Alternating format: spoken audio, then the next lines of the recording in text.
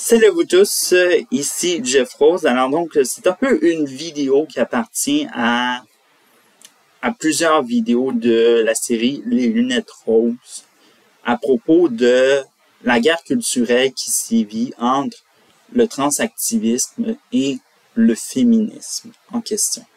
Alors donc, pour vous expliquer un peu cette guerre culturelle en question, les militants trans et les militants féministes, celles qui défendent la cause des femmes et qui veulent de plus en plus, c'est que, évidemment, ces deux mouvements militants saillissent de plus en plus et tout ça. Et pour de plus en plus de militants trans, ils souhaitent carrément l'effacement des femmes dans la société occidentale. Est-ce que vous pouvez rêver? Vous n'avez aucunement rêvé et tout ça. Autant le mouvement féministe et le mouvement transactivisme sont totalement des mouvements qui sont toxiques et qui veulent diviser la société occidentale et tout ça. Et ces deux mouvements sont payés par, soi-disant-le, des personnes d'en haut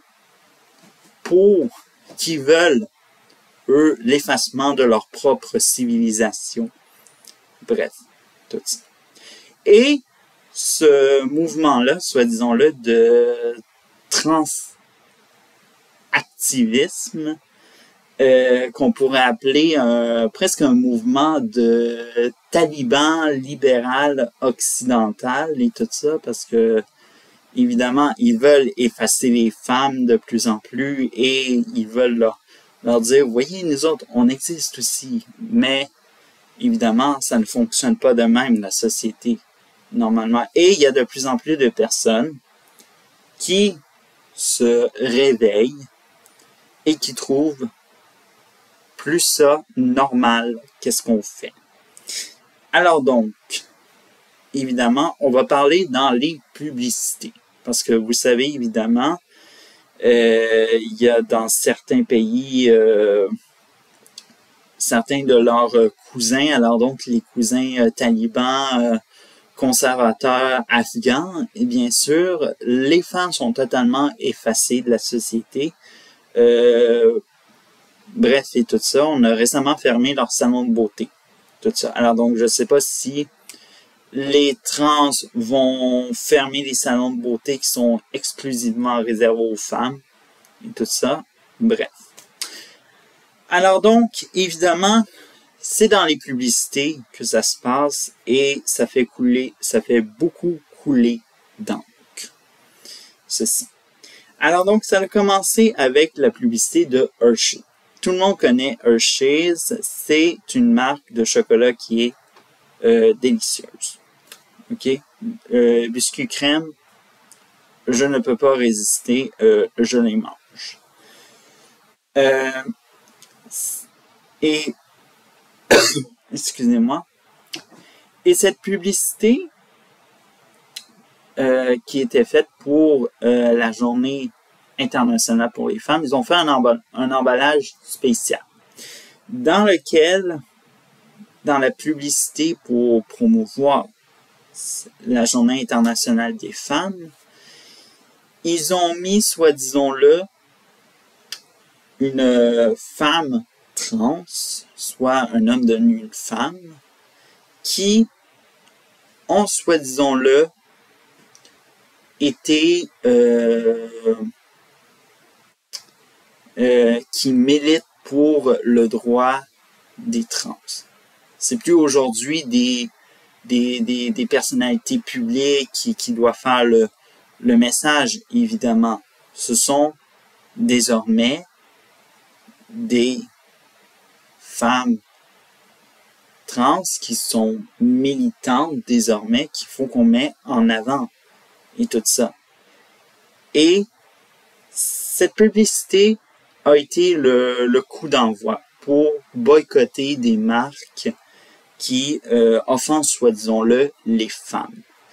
Et moi, je vous dis pas, moi j'ai été témoin de ça sur Twitter, évidemment, il y avait le hashtag boycott Hershey qui était en marche. Et tout ça, je sais pas si ça l'a fait mal, soit disons-le, dans les finances de Hershey, mais évidemment, c'est là où ça l'a parti, évidemment, ce boycottage massif de marques qu'on retrouve et qui implique énormément de personnes trans à la cause. Bref. Par la suite, on a eu Bud Light. Bud Light, fleuron américain, une bière qui se vendait très bien jusqu'à ces derniers temps, évidemment, parce que il faut savoir que Hershey en a goûté, eh bien, Bud Light va subir une claque, une volée des Américains conservateurs, parce qu'il faut savoir que Bud Light, c'est pas une bière avec juste une clientèle jeune et tout ça. C'est une clientèle où on perpétue de génération en génération de goûter cette sorte de bière-là, évidemment. Et moi, je ne suis pas un client et tout ça, mais évidemment, je dois vous dire que ça a dû faire mal à ce fleuron-là, ce fleuron américain qui s'est fait planter désormais par Modelo, une bière mexicaine, et tout ça, tellement que ça l'a été, et tout ça. Alors donc, je vous fais un peu l'histoire. Alors donc, ils ont engagé Dylan Mulvaney, qui faisait regardez, je suis tel jour dans ma journée de transition en tant que fille, on veut rien savoir t'es à combien, on est à combien de jours de transition de femme, tu es femme trans, laisse-moi tranquille. Bref. Et Bud Light a décidé de faire une canne à l'effigie de Dylan Mulvaney pour ses 365 jours de transition.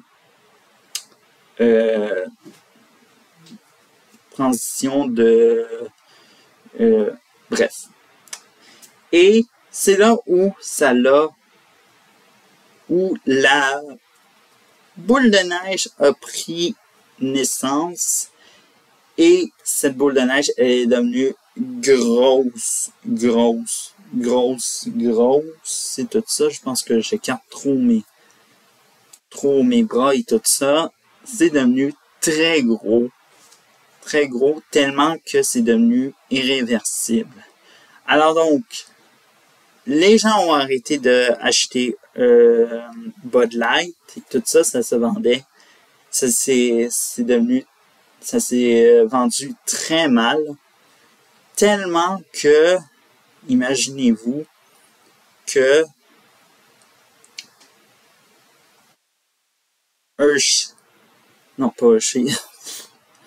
tellement que ce soit dans les événements sportifs, comme par exemple les stades de baseball et tout ça, il y avait un bar, je pense, qui était dédié seulement à des produits de Bud Light. Et il y avait un à côté, c'était un compétiteur et tout ça. Devinez quel bar était rempli à craquer pour avoir un verre de bière pour regarder le baseball? Le bar du compétiteur et tout ça. Et le bar de Bud Light était vide et tout ça. Et personne ne veut acheter la Bud Light tellement que c'est devenu un produit qui se vend très mal. Imaginez-vous que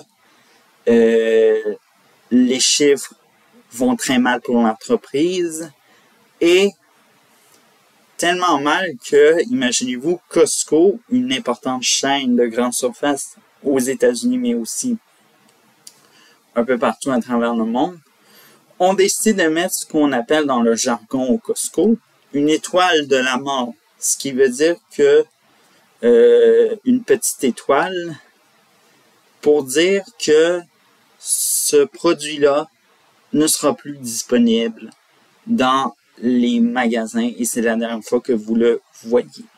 Tout ça. Donc, vous imaginez qu'est-ce que ça fait pour Bud Light de se faire plier et tout ça. Et Bud Light essaye de se faire acheter en disant-le que on réduit nos prix pour, soit disons-le, pour que ce soit le 4 juillet, bref. What? Bref. Tout ça. Alors donc, j'espère que vous comprenez un peu qu'est-ce qui se passe actuellement. C'est que de plus en plus. Et en même temps que Bud Light se faisait carrément se faisait tirer à boulet rouge par les conservateurs, eh bien, il y a une autre compagnie américaine qui s'est fait tirer à boulet rouge, c'est Target. Et évidemment, l'histoire de Target est assez drôle, évidemment, parce que Target vendait pour la Pride Month, le mois de la fierté, évidemment, pendant le mois de juin, une marchandise LGBTQ+, et tout ça. Alors donc, on retrouvait plein d'items, de vêtements, d'accessoires, en bref, tous des trucs ridicules que je ne porterai pas, même si moi, je suis gay.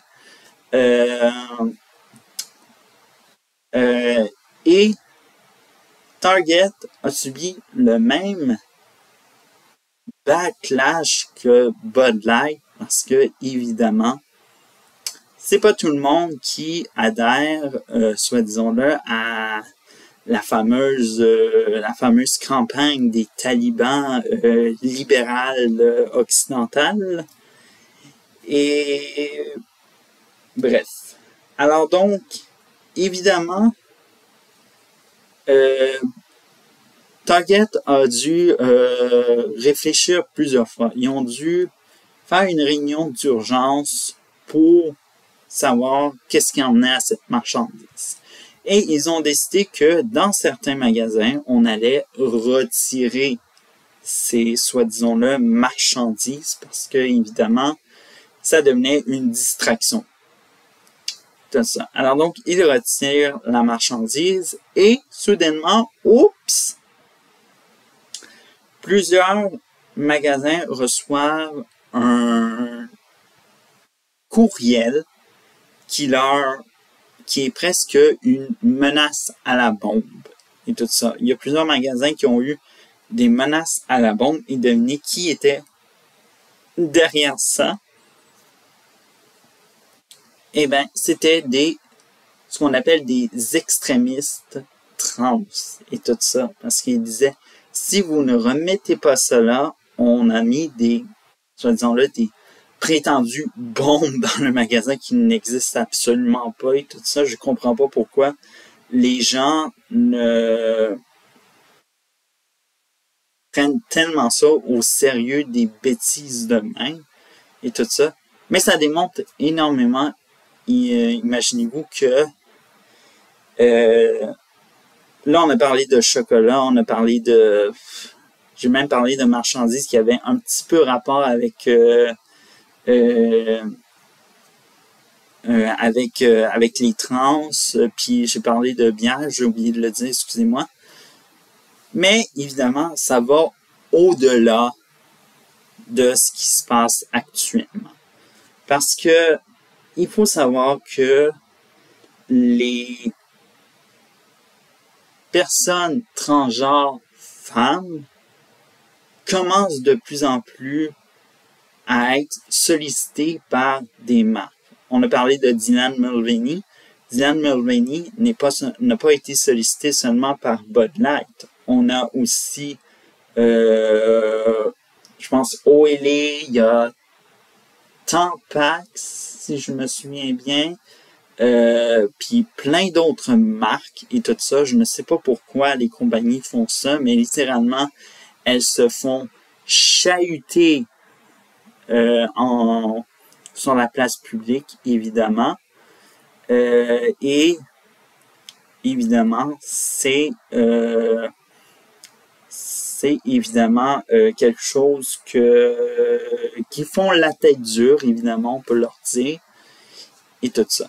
Et ce n'est pas fini parce que, bon, femmes trans, évidemment, ça veut pas dire tout ça, parce qu'on sait qu'il y a des femmes qui font leur transition, qui deviennent des hommes, et qui ne la font pas au complet, et qui décident soudainement que, moi je veux faire des enfants avec mon utérus, et il y en a une, on peut dire un homme trans, alors donc une femme qui est devenue un homme, qui a fait la une du magazine de l'amour, un magazine dédié aux femmes biologiques, et qui soudainement dit aux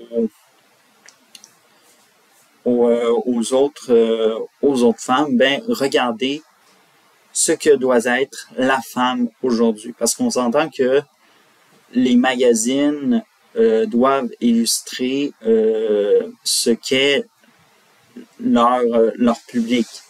Et mettre un homme trans qui est enceinte, c'est la pire chose que vous pouvez faire. Alors donc, comme on dit, go woke, go broke. Et tout ça. Alors donc, il y a sûrement eu tout ça. Et la dernière, ça a été Maybelline. Imaginez-vous. Maybelline qui a engagé une femme trans avec, une barbe et tout ça, parce que, il faut être, disons-le, open à tout de nos jours et avoir de l'air d'un déchet pour vendre leurs produits. Et imaginez-vous, Maybelline pourrait subir la même chose. Imaginez. Bref. Alors donc, vous voyez, quand je dis que les transgenres veulent effacer les femmes, c'est ça qu'est-ce qui arrive actuellement. Que j'ai parlé de Hershey, Bud Light ou encore Target ou toutes les autres, évidemment, qui ont sollicité des personnes transgenres à parler au nom des femmes ou à s'adresser aux femmes. Vous voyez, c'est ça qu'est-ce qui se passe actuellement. Et certaines féministes défendent ces personnes transgenres qui font de la publicité pour des produits dits féminins et parfois pour des femmes, des produits exclusivement pour des femmes biologiques dans ce même but pour dire, mais elles ont le droit, c'est leur droit d'être ici, d'être ça, d'être ici. Bref, vous voyez, c'est l'émotion qui embarque chez ces féminismes qui un peu trahissent leur conviction de femmes biologiques pour se plier à une destruction de l'identité de la femme. Bref, c'est cauchemardesque. Et voilà pourquoi je m'oppose dans ce qui est, soi-disant-le, les personnes transgenres qui font de la publicité pour des produits féminins et qui font de la pub également pour des produits destinés aux femmes biologiques. Bref. Alors donc, c'est un peu tout pour ces lunettes roses et je vous dis à d'autres lunettes roses prochainement. Bref, bye!